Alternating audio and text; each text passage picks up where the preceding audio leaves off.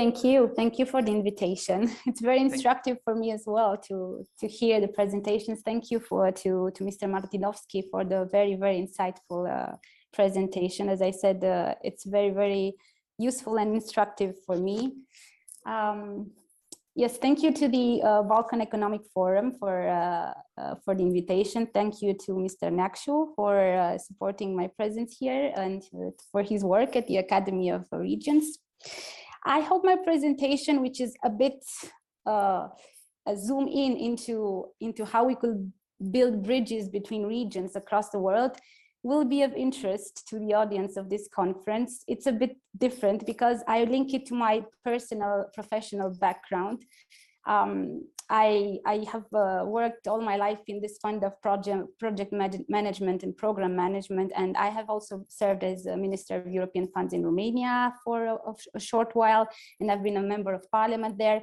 Was very, very preoccupied with digital inclusion and fair access to education, including digital education, preoccupied with the social economy and the way it can support local communities.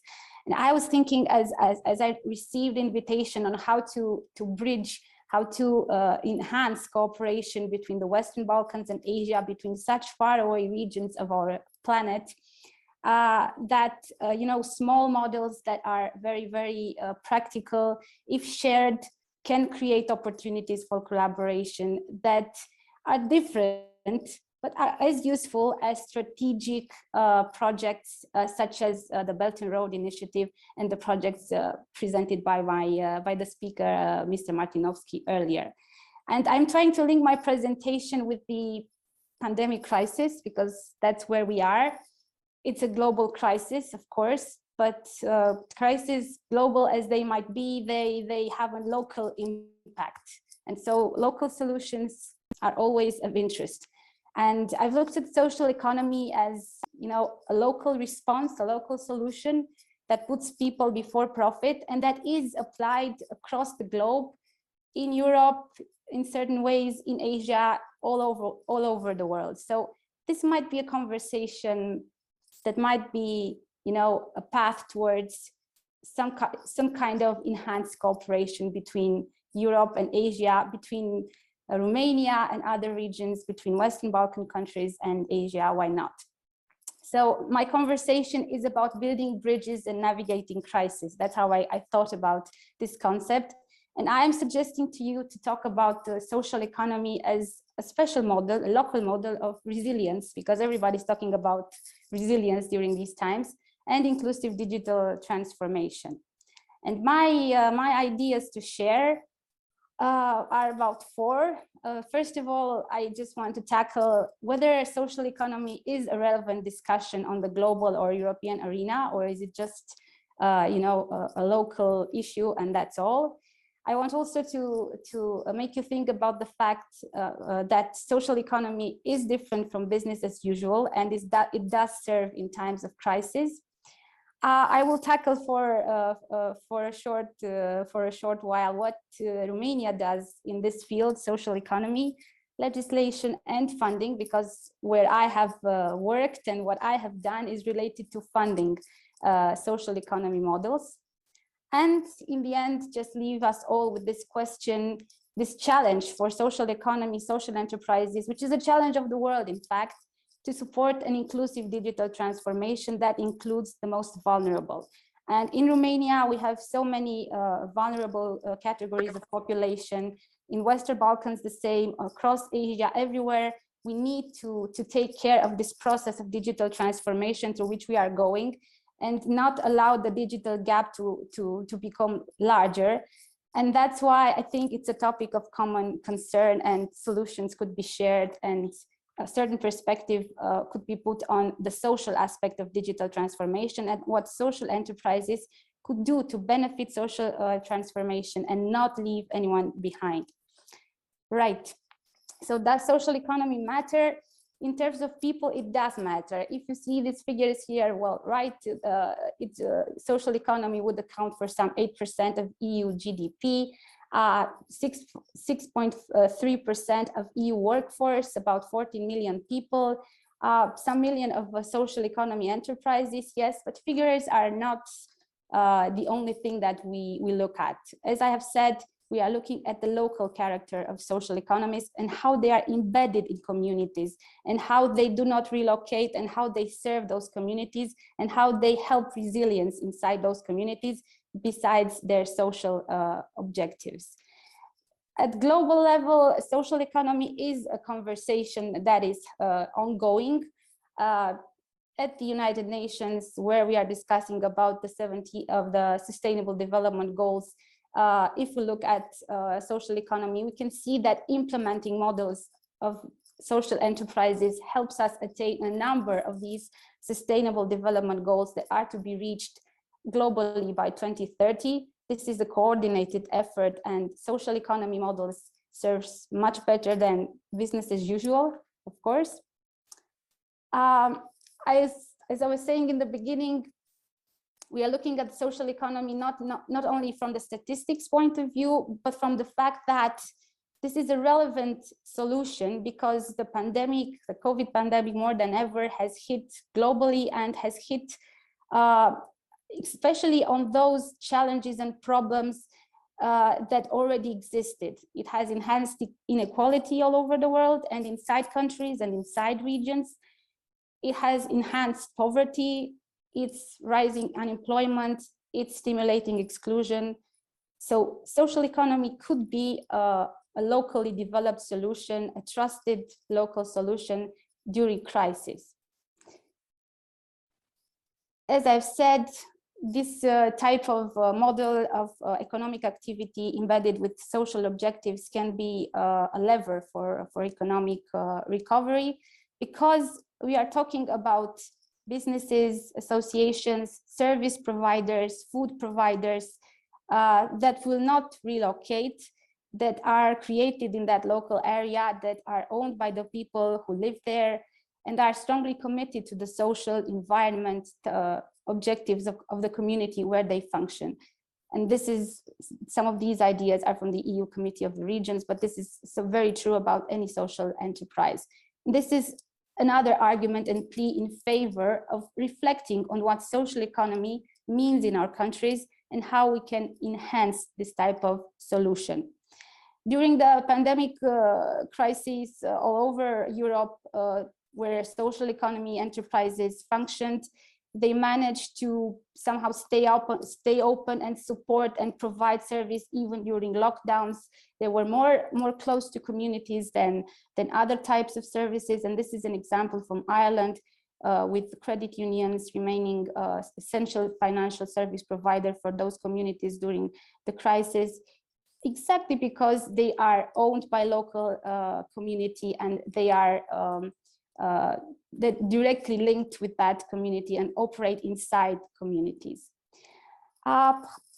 If you don't know about what social economy actually means or how it functions, legally speaking, these organizations can be, of course, enterprises, but they can be associations, foundations, they can be cooperatives and other type of communities that have economic income, but use their profit to support vulnerable people, to support environment objectives.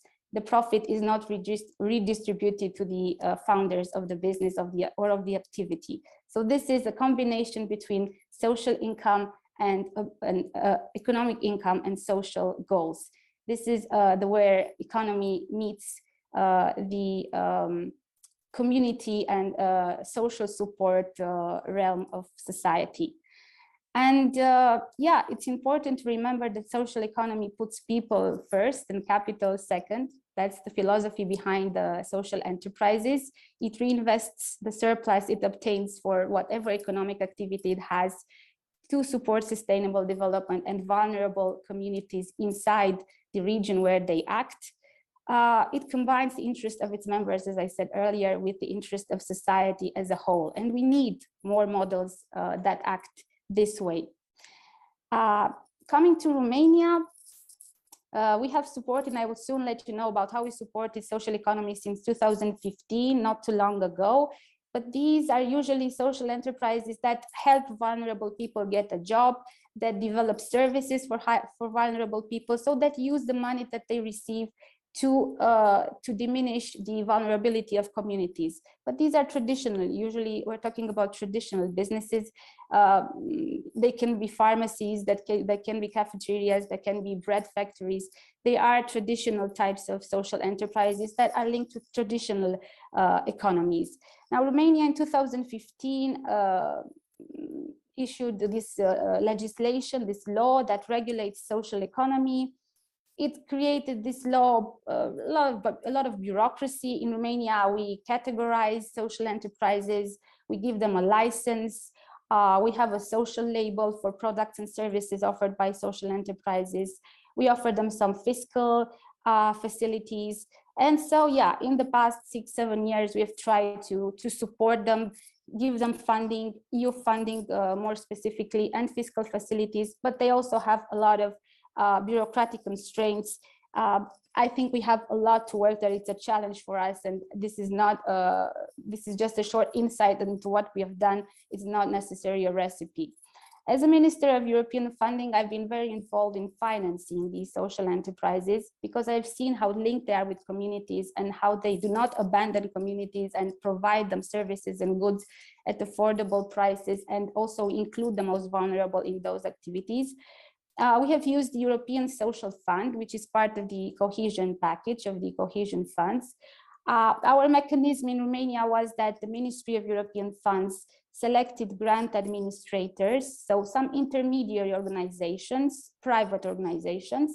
They received a budget never more than 5 million euros or below. And with this budget, these organizations would go into communities where the vulnerable population is, and would try to identify the people who could create economic enterprises, would train them, would help them devise a business plan, and then for the most worthy ones, after a contest, they would give grants to these promoters of social enterprises, grants that can go as high as 100,000 euros, and help them create such social enterprises. We are still doing this in Romania. Currently, 30 million euros are invested in financing new social enterprises. This is happening as we speak.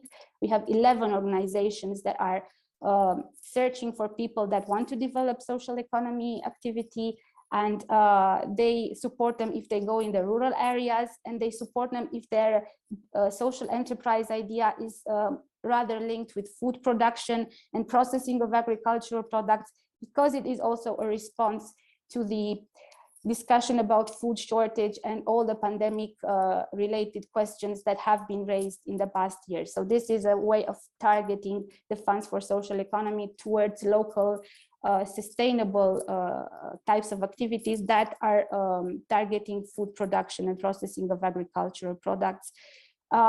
Next year in 2022, we will be starting a new program that will include a new budget, substantial, I hope, for funding the creation of new social enterprises. For Romania and for our most underdeveloped regions, for our most vulnerable categories, whether they are disabled or children that are leaving the child protection system, the orphanages, or other types of categories that have difficulty in finding a job, social economy is proving a model that can integrate vulnerable people and offer services to communities in a sustainable way.